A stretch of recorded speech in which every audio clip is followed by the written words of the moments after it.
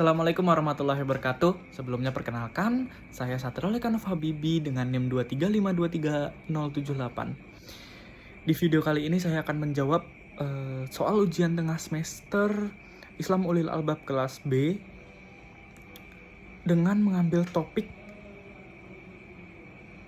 atau studi kasus nomor 1, yaitu dilema otonomi daerah dan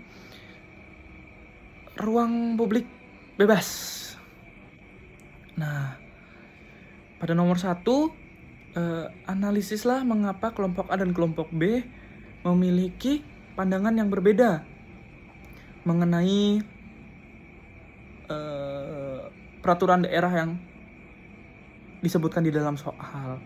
Kelompok A sendiri itu adalah kelompok tradisionalisme, kelompok yang memiliki keterikatan yang kuat dengan ulama abad pertengahan atau imam mazhab, atau yang sering kita ketahui dengan seorang ahli hukum Islam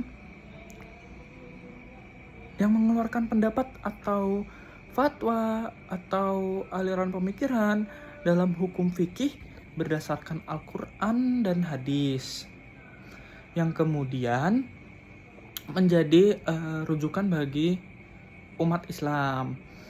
Kelompok A cenderung memuja-muja atau mendewa-dewakan lah mereka si imam mazhab ini. Kelompok A juga menganggap fatwa, pendapat, atau aliran yang dikeluarkan oleh ulama abad pertengahan atau imam mazhab ini sudah lengkap. Itu alasan kenapa kelompok A menekankan bahwa peraturan daerah atau perda harus secara ketat melarang kegiatan budaya modern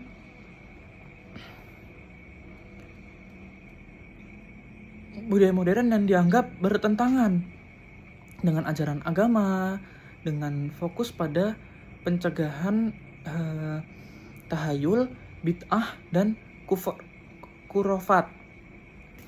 Sedangkan di kelompok B ini adalah kelompok neomodernisme, adalah kelompok yang sangat dipengaruhi oleh budaya atau pemikiran barat yang biasa kita sebut dengan westernisasi. Ini maksudnya adalah kelompok B ingin membawakan atau merancang kembali tradisi muslim yang dibuat lebih modern daripada dahulu. Dengan kata lain, semua itu dibuat tapi sekarang disesuaikan mengikuti perkembangan zaman pada saat ini.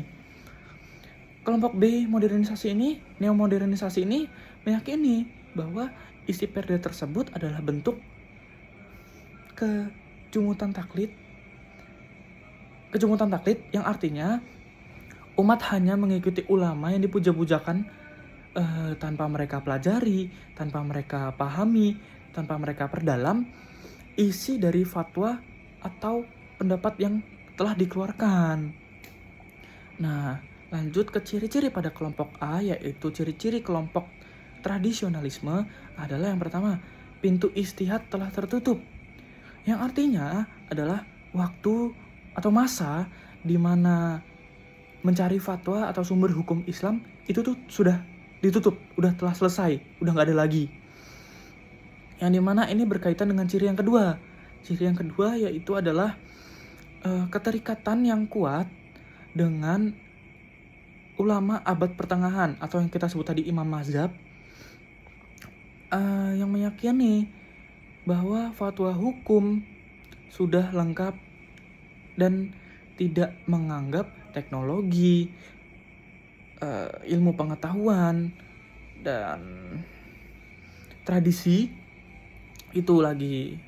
Sedangkan ciri-ciri pada kelompok B, kelompok neomodernisme, yang pertama itu adalah dipengaruhi oleh budaya barat, yang dimana kelompok B, kelompok neomodernisme ini menggunakan pendekatan untuk menafsirkan ulang kebutuhan masyarakat, kebutuhan umatnya, serta diseimbangkan kekayaan tradisi muslim dengan perkembangan zaman. Nah, ciri yang kedua dari kelompok B neomodernisme adalah bahwa konsep negara bangsa atau yang dikenal dengan nation state seharusnya cukup dengan menghidupkan nilai-nilai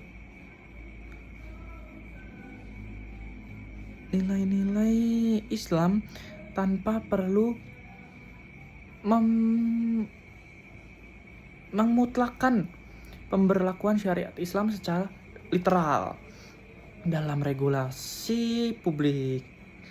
Maksudnya ini adalah kelompok B, kelompok neomodernisme ini pengennya mengedepankan sisi substansial dari ajaran Islam dan kurang sepakat dengan pemberlakuan syariat Islam dalam maksud nation state ini, yang dimana cukup dengan menghidupkan nilai-nilai atau value yang terdapat dalam ajaran Islam, begitu.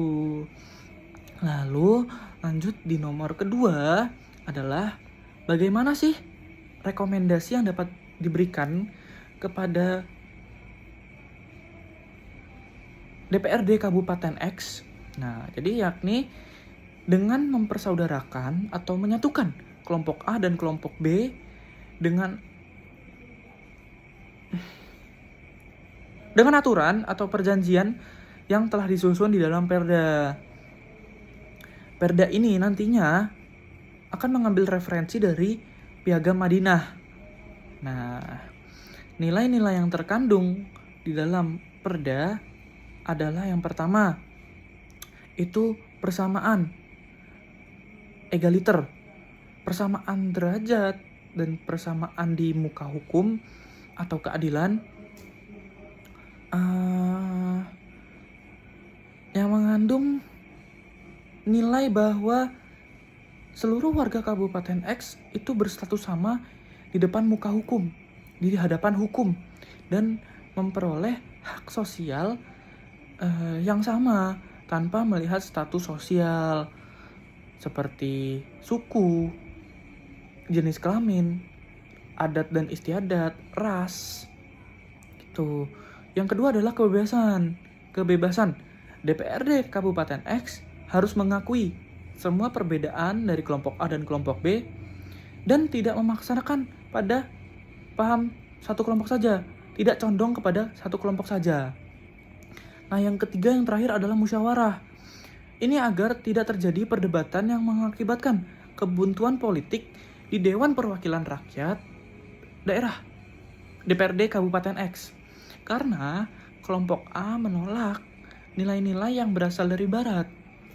Maka dari ini diperlukanlah musyawarah untuk mencari solusi yang adil bagi semua kelompok A dan kelompok B. Gitu. Mungkin sekian dari jawaban saya. Maaf apabila ada salah kata. Wassalamualaikum warahmatullahi wabarakatuh.